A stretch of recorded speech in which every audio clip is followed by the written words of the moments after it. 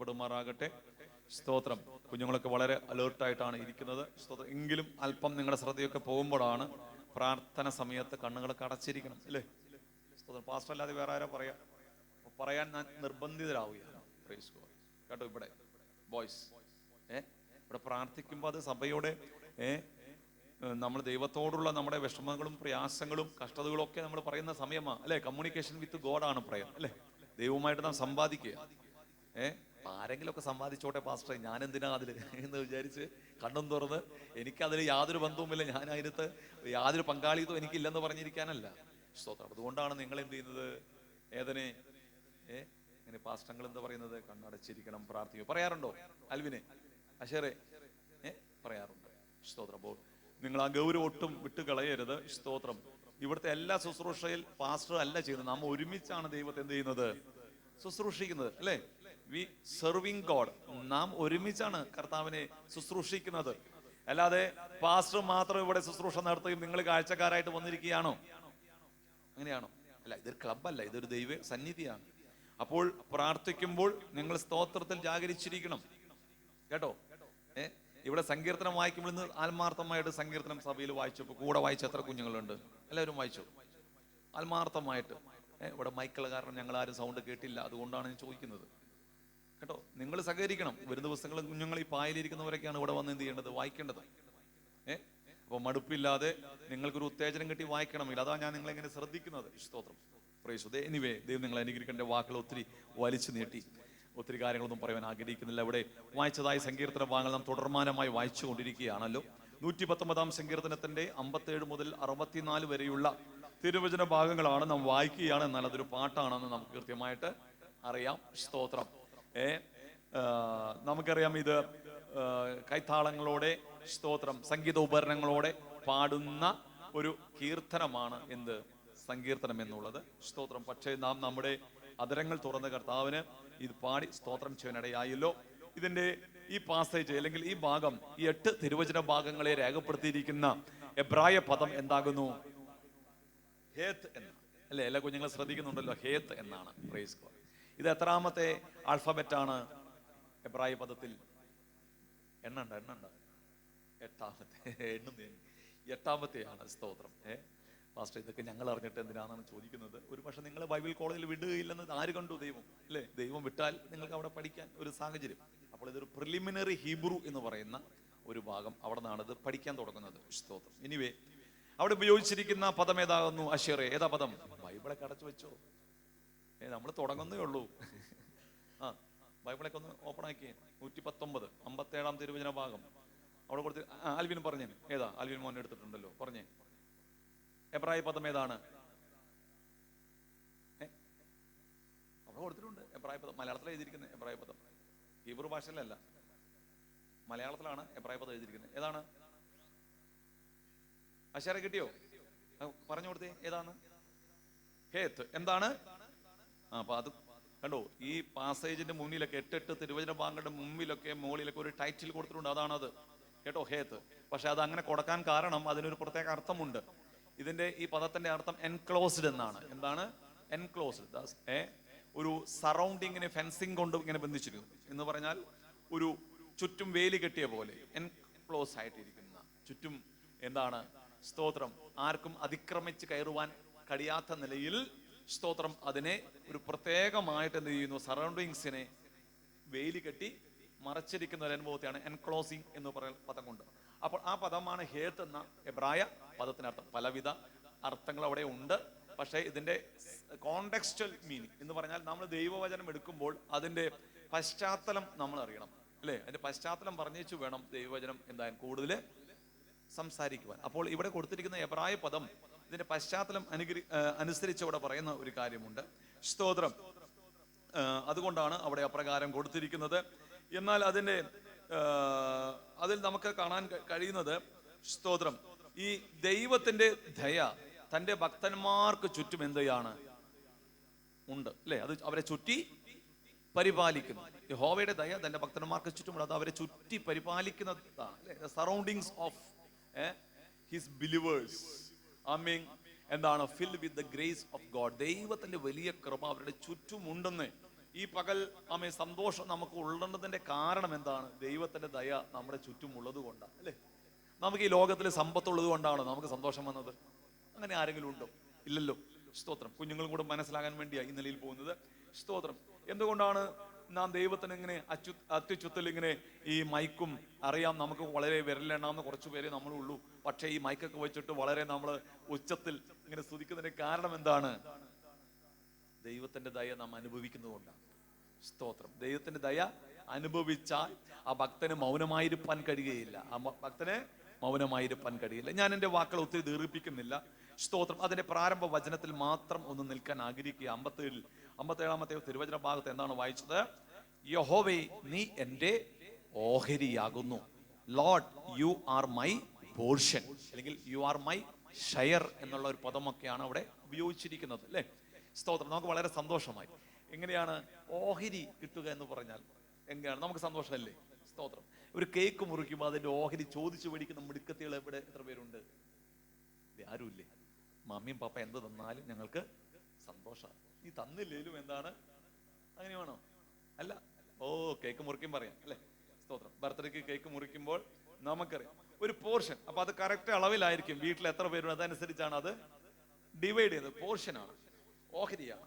പെട്ടെന്ന് നമ്മുടെ മനസ്സിൽ കടന്നു വരുന്ന ആ ധൂർത്തുപുത്രന്റെ ഒരു കഥയുണ്ട്. ആ കഥയിൽ എന്താണ് പറയുന്നത്? സ്തോത്രം. അപ്പനോട് പറഞ്ഞു, നീ എൻ്റെ ഓഹരി എനിക്ക് തന്നു, ഞാൻ എൻ്റെ കാര്യം നോക്കി, ഞാൻ നിന്നെ ബുദ്ധിമുട്ടിക്കാനൊന്നും താല്പര്യപ്പെടുന്നില്ല, ഞാൻ എൻ്റെ ഓഹരി എനിക്ക് തന്നിരുന്നു പറഞ്ഞേച്ച് പുള്ളി പോയതേ ഓർമ്മയുള്ളൂ.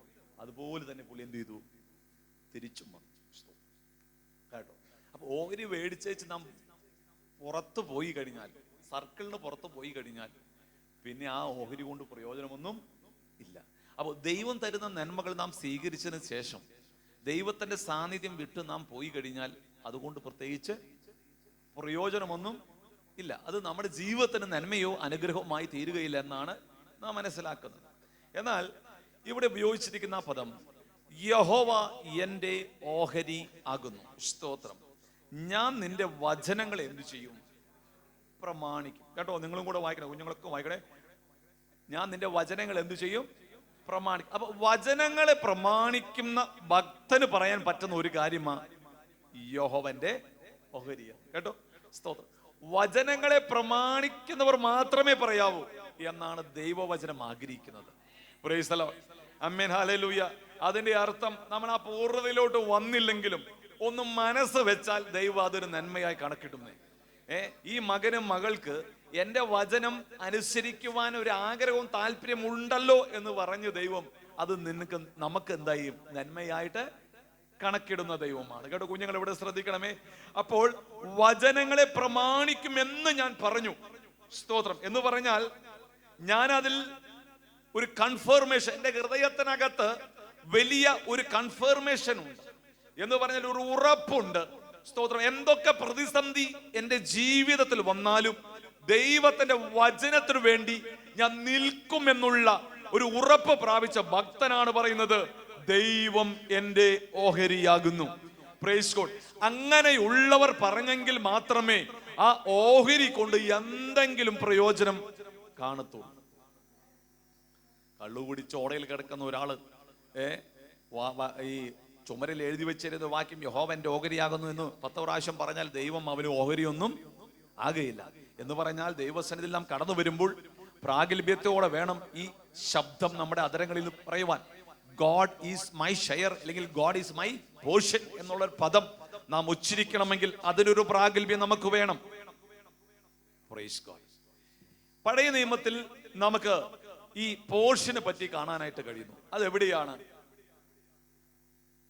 വാഗ്ദത്ത ദേശം ഇസ്രായേൽ മക്കളുടെ ഗോത്രങ്ങൾക്ക് ദൈവം എന്ത് ചെയ്യുന്നു? അത് വിഭാഗിച്ചു കൊടുക്കുന്നു.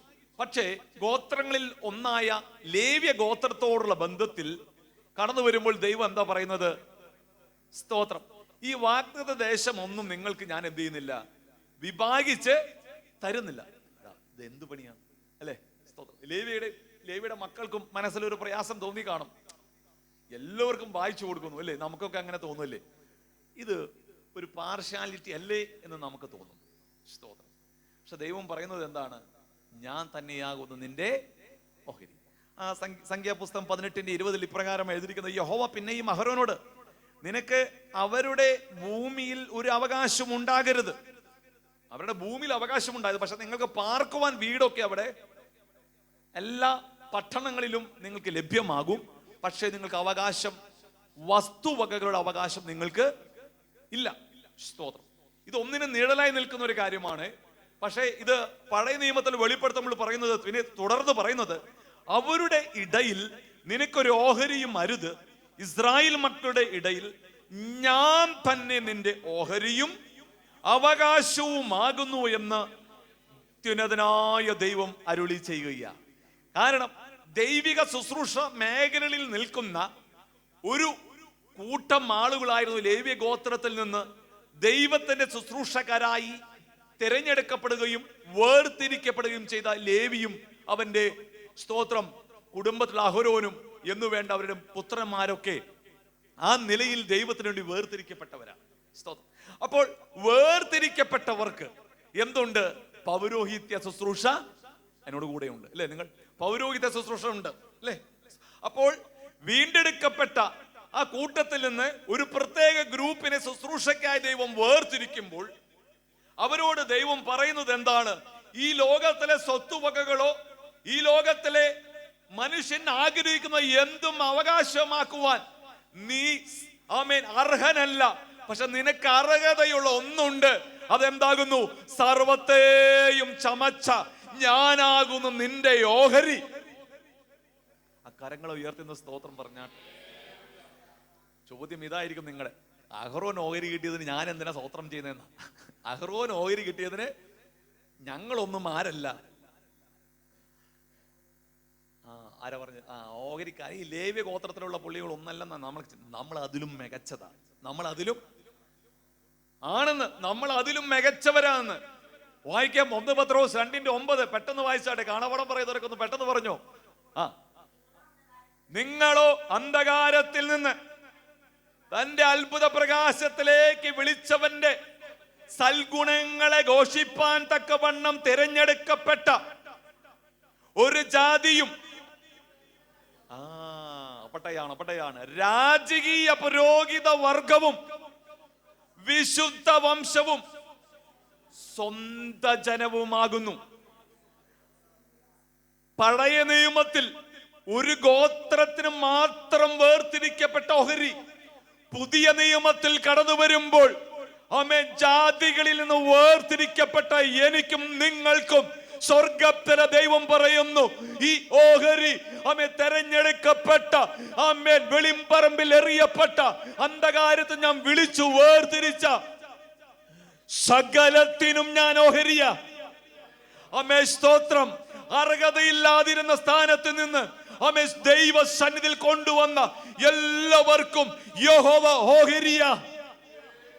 ഈ ഭൂമിയിൽ വസ്തുവക ഇല്ലെങ്കിലും സ്തോത്രം പറയാൻ പറ്റുമോ? സ്തോത്രം.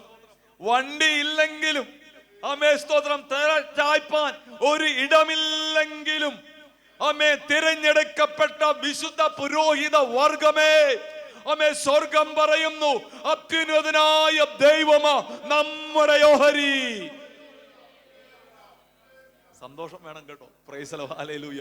പാസ്റ്ററെ, അന്നാലും കുറച്ചെങ്കിലൊക്കെ ഒന്ന് കിട്ടിയെങ്കിൽ. സ്തോത്രം.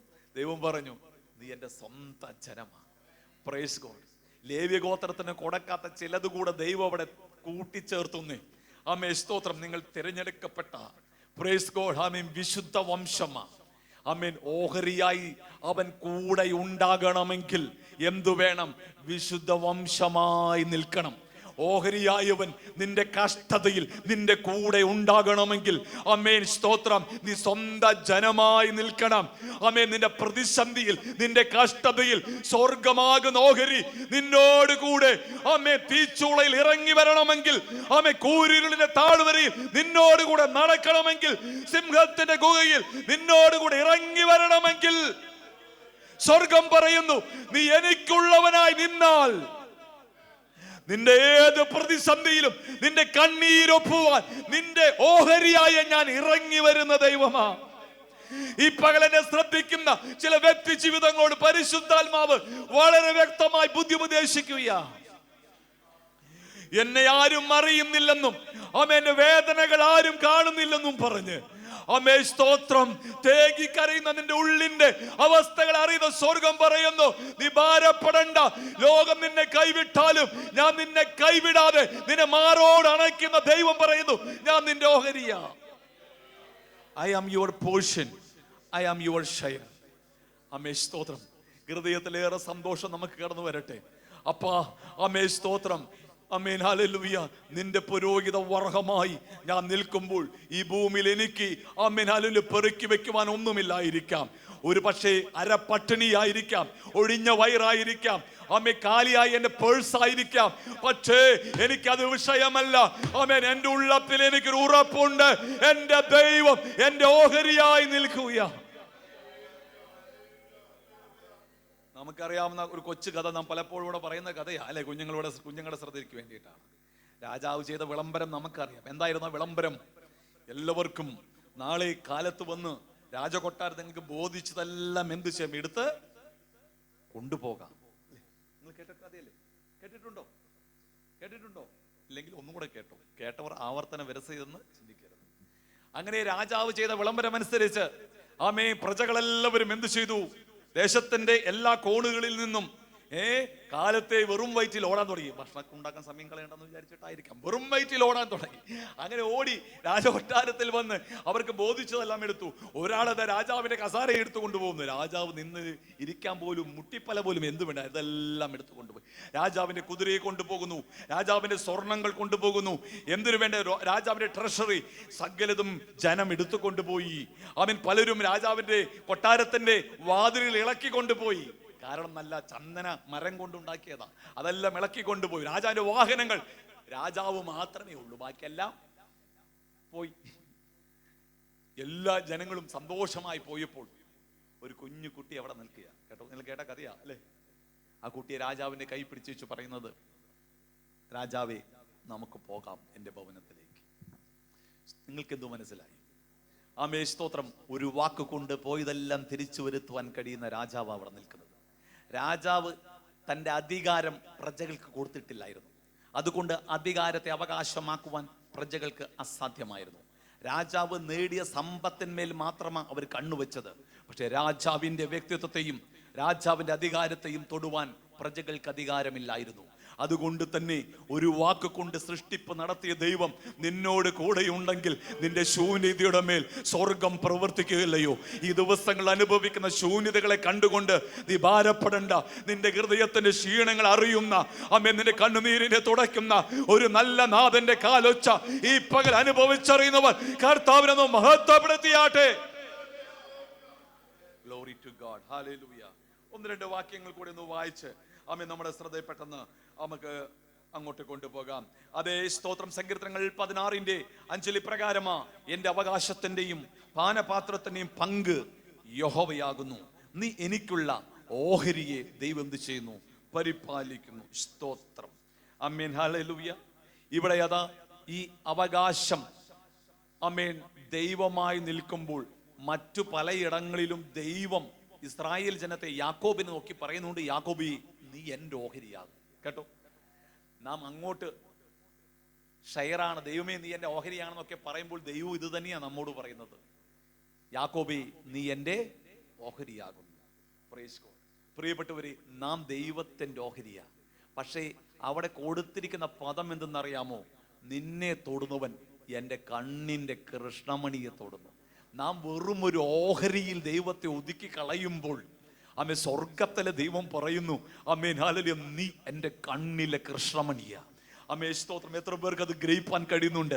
ആ ദൈവ സ്നേഹത്തിന്റെ ആഴമ മനുഷ്യൻ തന്റെ ബുദ്ധി കൊണ്ട് ചിന്തിച്ച് ഉത്തരം പറഞ്ഞത് യു ആർ മൈ ഷെയർ.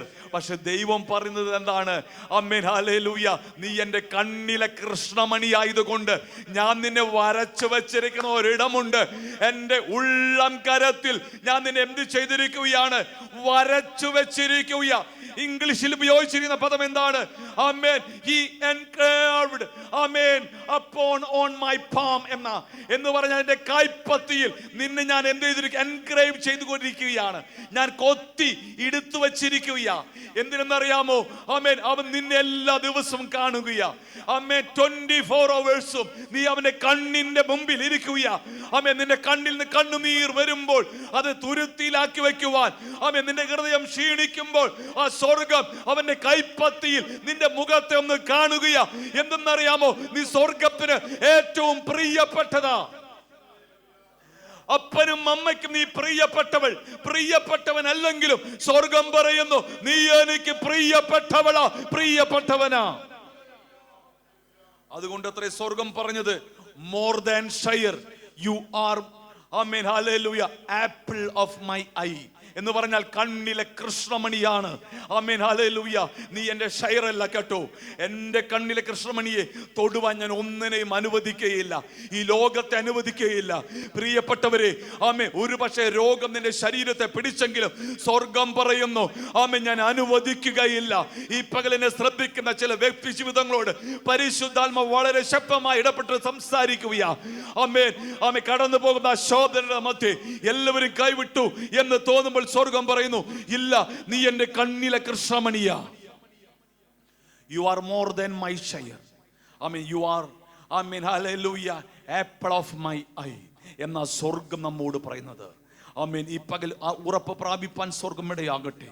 ആമേൻ, അനുഭവിക്കുന്ന ശോധനയുടെയും പ്രതിസന്ധിയുടെ മധ്യേ ആമേൻ ഓഹരിയായി നിന്നോട് കൂടെ ഉണ്ടെങ്കിൽ അവൻ പറഞ്ഞു, അവൻ ഞാൻ നിന്റെ തലയെ ഉയർത്തുന്ന ദൈവമാ. ഞാൻ എന്ത് ചെയ്യുന്ന ദൈവമാ? തലയെ ഉയർത്തുന്ന ദൈവമാണ്. സ്തോത്രം. അങ്ങനെ ദൈവത്തെ തൻ്റെ ഓഹരിയെ അനുഭവിച്ച് ഒത്തിരി പേര് എടുത്തു പറയുവാനൊക്കെ നമുക്കുണ്ട്. സ്തോത്രം. ഒരു വലിയ പ്രസംഗത്തിനൊന്നും സമയമില്ലാത്തത് കൊണ്ടും സ്തോത്രം അത് പറയേണ്ട ആവശ്യത്തിൽ പ്രബോധനമായതുകൊണ്ടും ഞാൻ എൻ്റെ വാക്കുകൾക്കൂടെ വിരാമം കുറിക്കുകയാണ്. സ്വർഗം നമ്മെ സഹായിക്കും, അനുഗ്രഹിക്കും ചെയ്യുമാറാകട്ടെ. ഇപ്പോൾ കുഞ്ഞുങ്ങൾ ദൈവസന്നിധിയിൽ എഴുന്നേറ്റ് അവർ പഠിച്ചതായ തിരുവചന ഭാഗങ്ങളെ ദൈവസന്നിധിയിൽ